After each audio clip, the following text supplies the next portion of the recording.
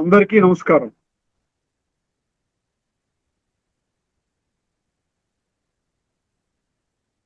కవిసింహ శతావధాని చిత్రకవి శ్రీ పోకూరి కాశీపతి గారి సారంగధీరీయ కావ్య పఠనం చేస్తున్న వారు శ్రీ నూతలపాటి వెంకటరత్న శర్మ గారు. వారికి స్వాగతం. నమస్తే.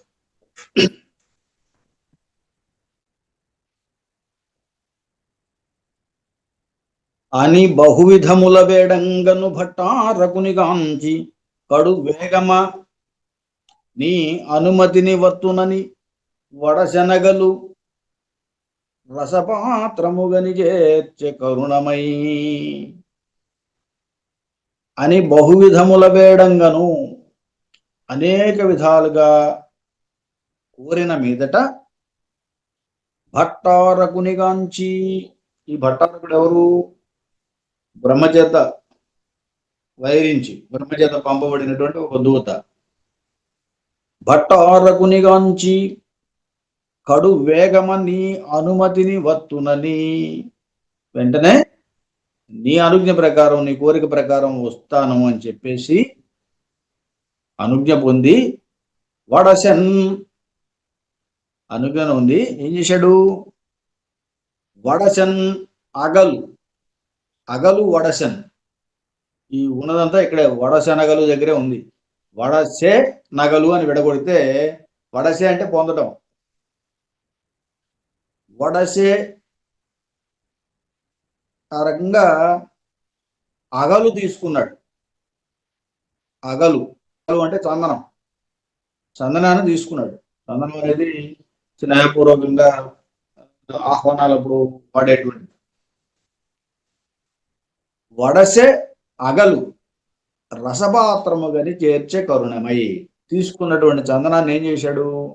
అతని యోగ్యతను గ్రహించి కరుణతోటి మై చేర్చని అతని శరీరంలో పూశాడు.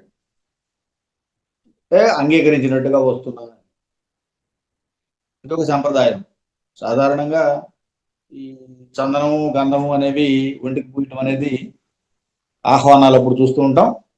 అవి ముఖ్యంగా స్నేహానికి సంబంధించినటువంటిది, అంగీకారానికి సంబంధించింది, ఆహ్వానానికి సంబంధించింది.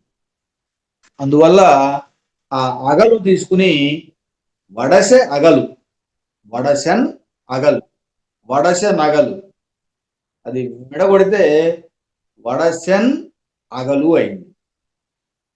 ఆ అగలు తీసుకున్నాడు. అగలు అంటే చందనం. దాన్ని తీసుకుని రసపాత్రము గని, ఇక్కడ రసపాత్రం అంటే కూడా యోగ్యత, అతని యోగ్యతను గ్రహించి,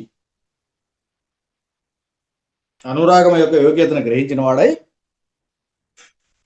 కరుణతోటి మై చేర్చన్, మై అనేది శరీరము అని అర్థం, మై చేర్చన్ అతని శరీరానికి పూశాడు అని.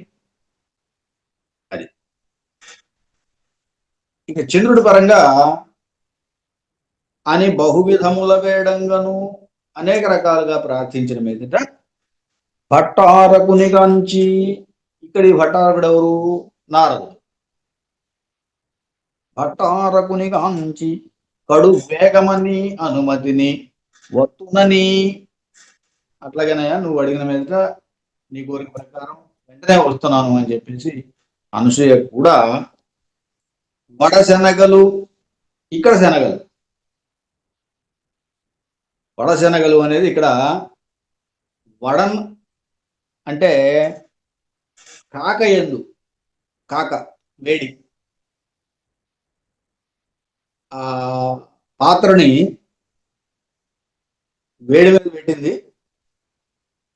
వడన్ శనగలు రసపాత్రము గని, రసపాత్రం, రసం అంటే నీళ్ళు, ఇక్కడ నీళ్లతో ఉన్న పాత్ర, దానిలో ఈ శనగలు వేసింది అని.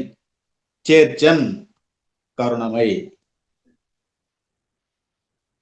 ఇక్కడ ఏంటంటే ఈ పదాలకు కొంచెం అర్థం మార్పు ఉన్నది. ఇంతకుముందు చెప్పిన దానికి ఇప్పటికీ అదే తేడా. వడశనగలు, వడన్ శనగలు, రసపాత్రము గని, రసపాత్రము అంటే నీటి పాత్ర అని, నీళ్లు ఉన్నటువంటి పాత్ర. రసము అంటే నీళ్లు అని అర్థం. రసపాత్ర గని, రసపాత్రము గని నీళ్లున్న పాత్రలో, అది కూడా వేడి నీళ్లు, వడన్ వేడి మీద ఉన్నటువంటి వాటిల్లో శనగలు చేర్చని, శనగల్ని వేసింది. ఆ రాతి శనగల్ని గుగ్గిలుగా చేయమంటున్నాడు కదా, అందువల్ల ఆ రాతి శనగల్ని తీసుకెళ్లి ఆ వేడి పాత్రలో ఉంచింది అని దీని అర్థం. ఇది అనసూయ పరంగా. ఇక మూడవది సారంగధరుడి పరంగా.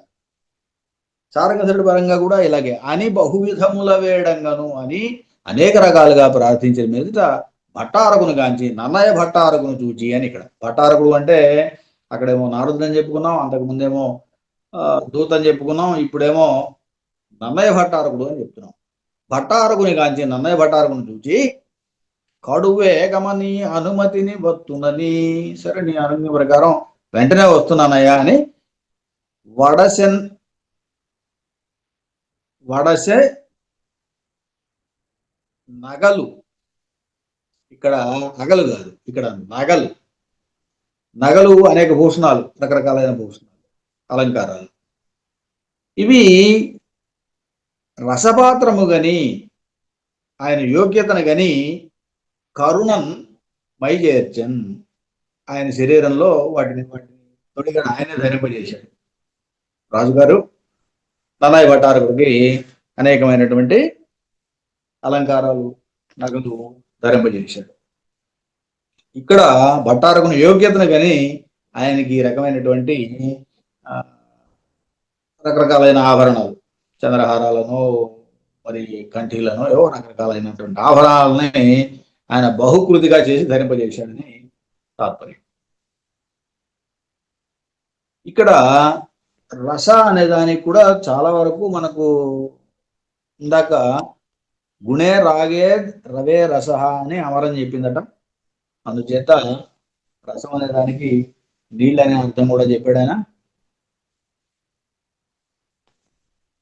ఇలా ఈ పద్యంలో 3 భావాలు కూడా మనకు వివరంగా అర్థమైంది. తర్వాత ఏమిటో చూద్దాం.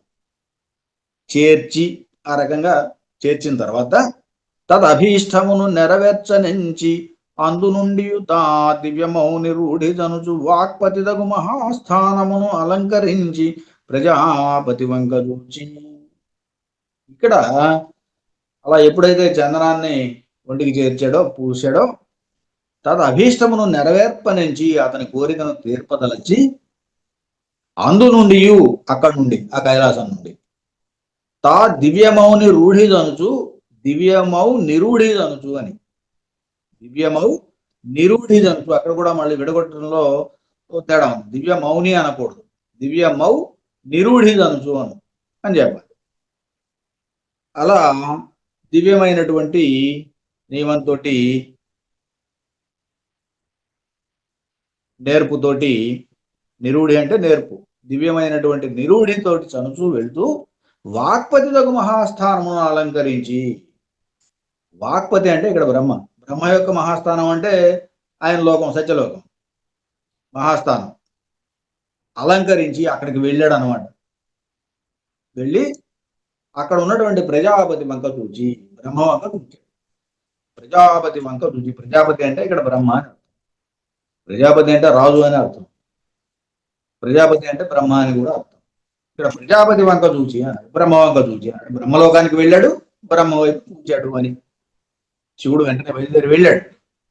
దివ్యమైనటువంటి నిరూఢి జంతు నేర్పుతో వెళ్తూ వాక్పతిలకు మహాస్థానమును అలంకరించి, ఆ మహాస్థానము ఎవరిది?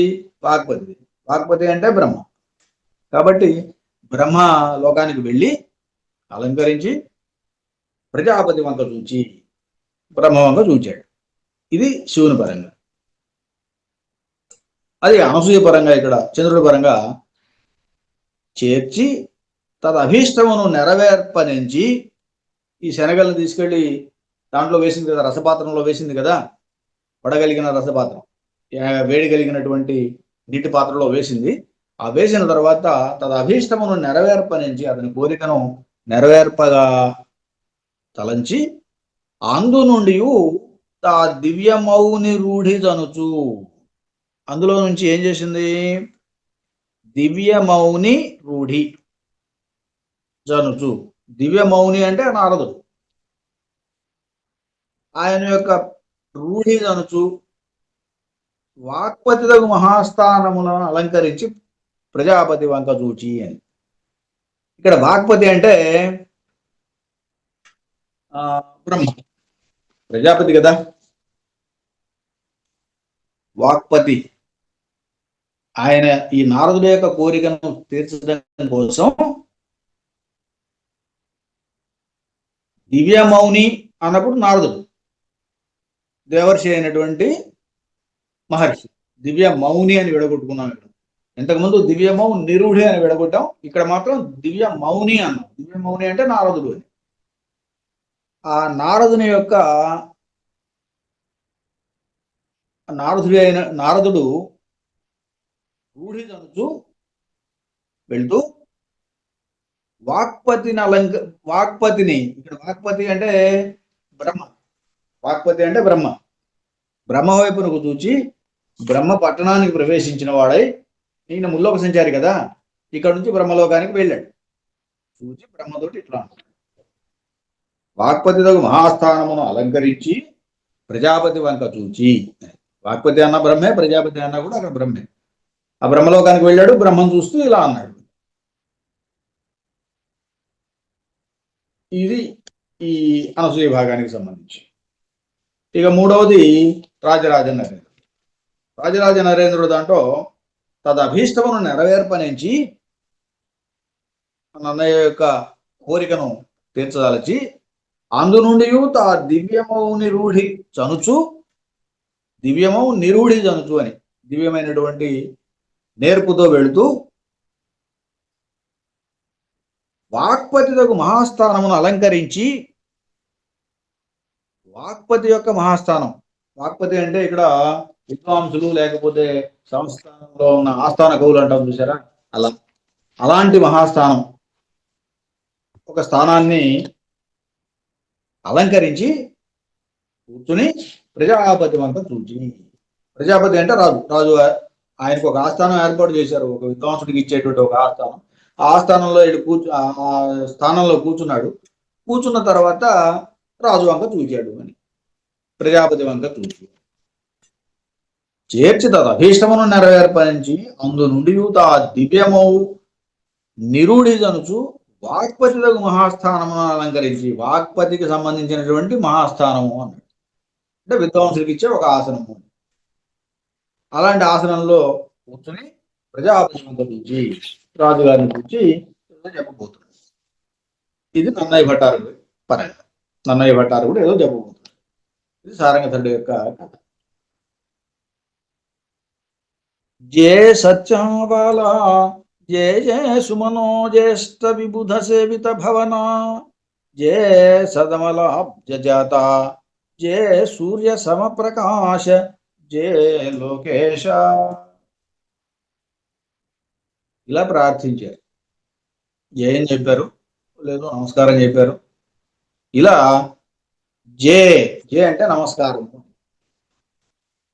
జే సత్యాబాల, సత్యాబాలము అంటే సత్యలోకం, సత్యము సత్య ఆబాలం,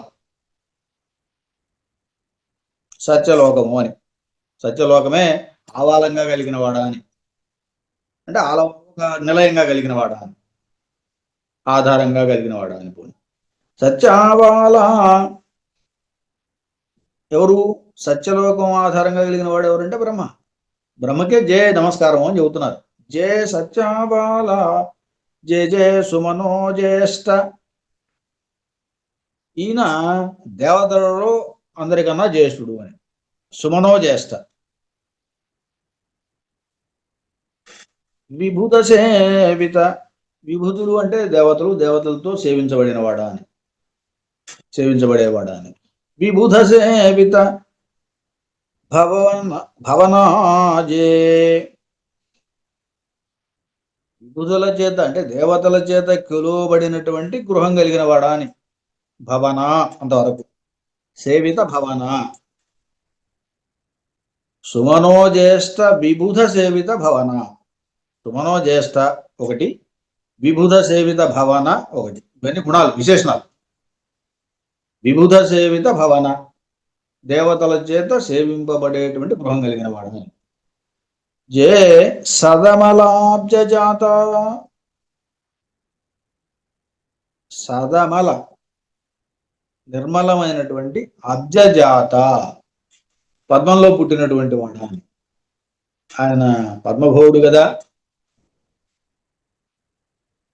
మిగుల శుద్ధమైనటువంటి అబ్జజాత, పద్మమునందు పుట్టినవాడా. జే నమస్కారం. జే సూర్య సమప్రకాశ, సూర్య సమప్రకాశ, సూర్యుడితో సమానమైనటువంటి ప్రకాశం, వెలుగు కలిగిన వాడా అని. జే లోకేశ, లోకములకు ఈశ, లోకములకు ప్రభు అయినటువంటి వాడా. జే నమస్కారము అని. ఇట్లా బ్రహ్మదేవుణ్ణి ప్రార్థించాడు, నమస్కారము చెప్పాడు. జే సత్యాలబాల, సత్యలోకమే పాదుగా కలిగినటువంటి ఓ బ్రహ్మదేవ నమస్కారం. జే జే సుమనో జ్యేష్ఠ, దేవతలలో పెద్దవాడైనటువంటి వాడా. జే జే నమస్కారము. విభుత సేవిత భవన, దేవతల చేత సేవింపబడే గృహము కలిగిన వాడా నమస్కారము. జే సదమలాబ్జజాత, నిర్మలమైనటువంటి లేకపోతే విశుద్ధమైనటువంటి పద్మము నుండి పుట్టినవాడా నమస్కారం. జే సూర్య సమప్రకాశ, సూర్య సముడైనటువంటి ప్రకాశం కలిగిన వాడా, సూర్యునితో సమానమైన ప్రకాశం కలిగిన వాడా నమస్కారం. జే లోకేశ, లోకానికి త్రిలోకాధిపతి కదా ఆయన, లోకేశుడు ఆయన నామం వల్ల ఆయనకి సరిపోతుంది. లోకానికి అధిపతి అయినటువంటి బ్రహ్మదేవ నీకు నమస్కారము. ఇలా ఇక్కడ వాళ్ళు వచ్చారు బ్రహ్మలోకానికి. వచ్చిన తర్వాత ఆయన గురించి చూసి ఆయనకు ప్రార్థన చేశారు, నమస్కారం చెప్పారు. ఇక్కడ ఇది కూడా, దీనిలో కూడా అదే. చంద్రుడి వరంగా కూడా నారదుడు బ్రహ్మలోకానికి వెళ్ళాడు, బ్రహ్మను చూశాడు, ఆయన్ని స్తుతించాడు. ఇదే స్తుతి, స్తుతిలో ఏమీ తేడా లేదు. అది ఇది ఒకటే. అంటే చంద్రుడి పరంగానో శివుడి పరంగానో ఒకటే. ఇక మూడవదైనటువంటి సారంగధరుడి పరంగా మాత్రం కొంచెం తేడా ఉంది, చూద్దాం. జే సత్యావాల, సత్యము ఆధారంగా కలిగినటువంటి ఓ రాజా నీకు నమస్కారము. ఇక్కడ రాజు గురించి, ఆయన సత్యవర్తనుడు అని చెప్పడం. జే జే, జయము జయము. సుమనో జ్యేష్ఠ, ఇక్కడ సుమనో జ్యేష్ఠ అన్నప్పుడు అక్కడ దేవతల్లో పెద్దవాడని చెప్పాం, అగ్రజుడు అని చెప్పాం. ఇక్కడ సుగుణవంతులలో శ్రేష్ఠుడు అని. ఇక్కడది సుమనో జ్యేష్ఠ విభుధ సేవిత భవన. ఇక్కడ విభుధ, ఇంతకు ముందు విభుధ అన్నప్పుడు దేవతలు అని చెప్పాం. ఇక్కడ విభుధులు అంటే పండితులు అని, విద్వాంసులు, వాళ్ళ చేత సేవించబడినటువంటి గృహం కలిగిన వాడా అని. అంటే ఈయన దగ్గరికి ఎప్పుడు కూడా పండితులు వస్తూ ఉంటారు, వాళ్ళు సేవిస్తూ ఉంటారని, ఈయన వాళ్ళని పోషిస్తూ ఉంటాడని దాని. సేవిత భవన జే జయము.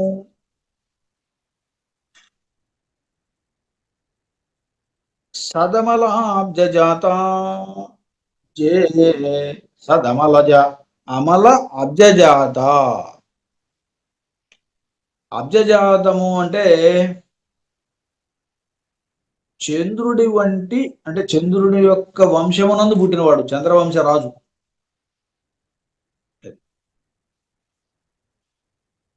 అబ్జజుడు అంటే అబ్జజాతం, చంద్రవంశంలో పుట్టినటువంటి ఒక రాజా అని.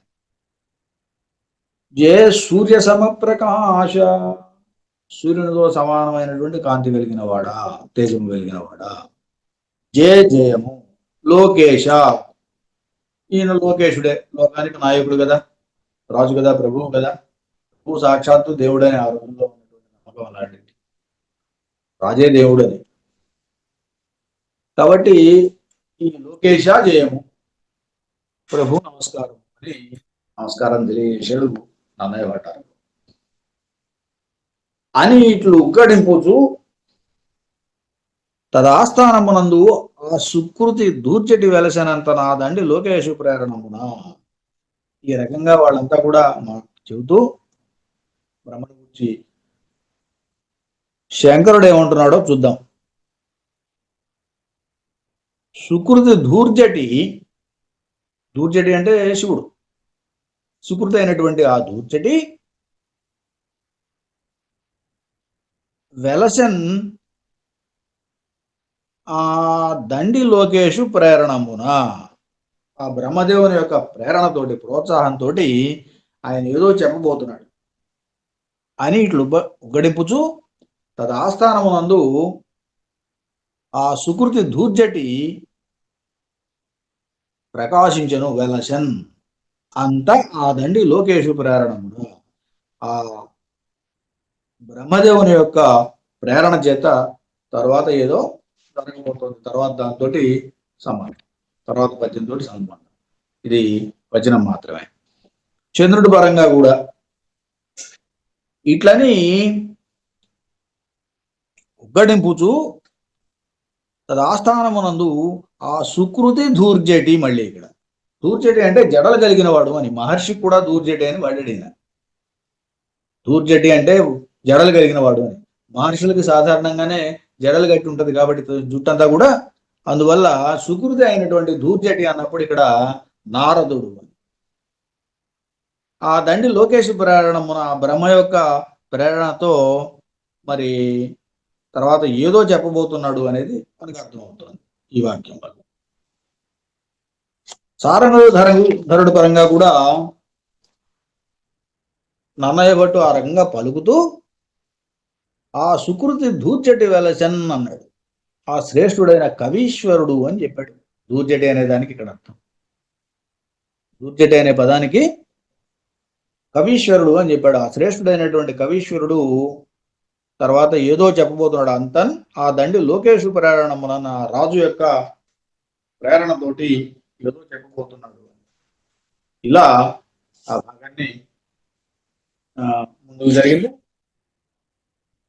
ఇది ఈ రకంగా ముగ్గురు కూడా మూడు భాగాల్లో కూడా, మూడు కథల్లో కూడా మనకు శివుడు పరంగా ఆయన బ్రహ్మలోకానికి వెళ్ళటం, బ్రహ్మను చూడటం, బ్రహ్మకి నమస్కారం చేయటం, మాట్లాడబోవటం, ఇది జరిగింది అక్కడ. అనసూయ పరంగా ఈమె ఇక్కడ శనగలు గుగ్గిళ్ళుగా చేయటం, రాతి శనగల్ని గుగ్గిళ్ళుగా వండటం ఆ పని ఉంది.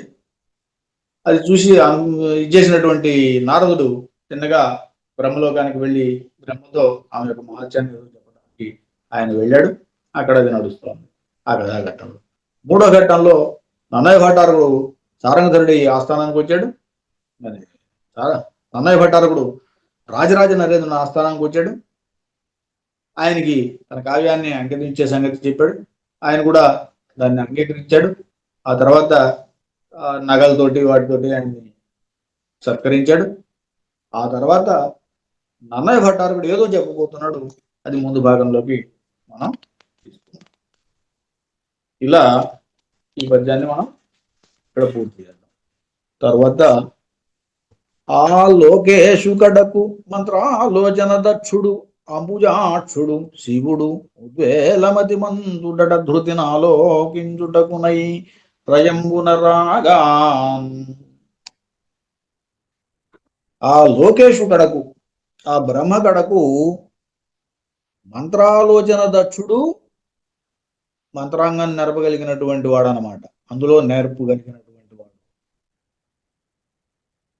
ఇక్కడ వేద మంత్రాదులు, గాయత్రి ఆది మంత్రాదులు వీటన్నిటిలో కూడా జపించడంలో దక్షుడు. శివుడు ఉద్వేల మతిమంతుడట. ఉద్వేల మతిమంతుడు, చాలా ఎక్కువైనటువంటి ఉద్వేలం, అధికమైనటువంటి మతి కలిగిన వాడు. ధృతిని ఆలోకించుటకునై, ఆ ధృతి అంటే యజ్ఞాన్ని చూడడానికై రయమున రాగా, వేగంగా రాగా.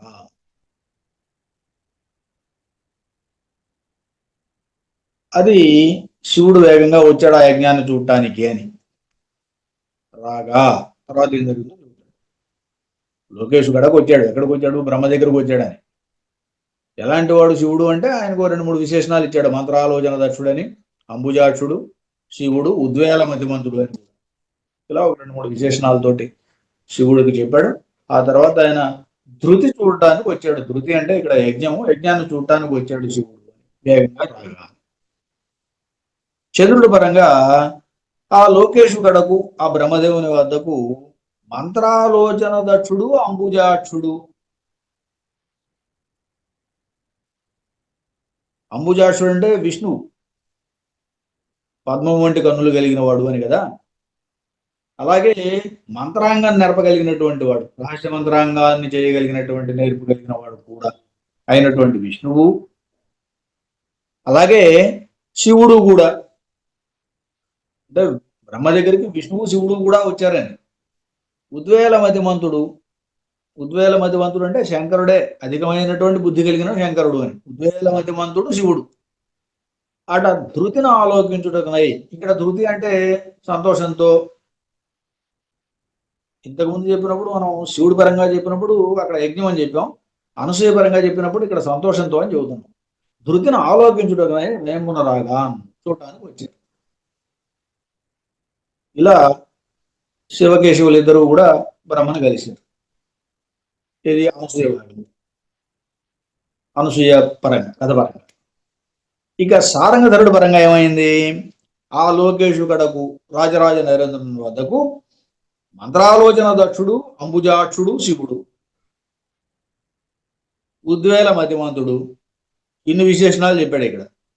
మంత్రాలోచన దక్షుడు అంటే రహస్య ఆలోచనలు చేయగలిగిన సమర్థుడు. అంబుజాక్షుడు అంటే పద్మములు వంటి కన్నులు కలిగిన వాడు అని. శివుడు అంటే ఇక్కడ శివుడు నామవాచకం కాదు, విశేషణంలో సుఖం కలిగించేవాడు అని. ఉద్వేల మతిమంతుడు, గొప్ప మతి కలిగినటువంటి వాడు, బుద్ధి కలిగినటువంటి వాడు. ఇన్నున్నాయి ఈ విశేషాలు. ధృతిని ఆలోకించుటకునై రయమున రాగా, సంతోషంతో చూడటానికి రయమున వేగముగా వచ్చాను, ఈ రకంగా వచ్చాడు అని. రాజరాజ నరేంద్రుని చూడటానికి నాన్నయ్య భట్టారు కూడా వచ్చాడు. ఇలా ఈ 3 భాగాల్లోనూ మనకు ఈ కథాభాగం వస్తుంది. మిగతాది రేపు చూసుకుందాం. స్వస్తి.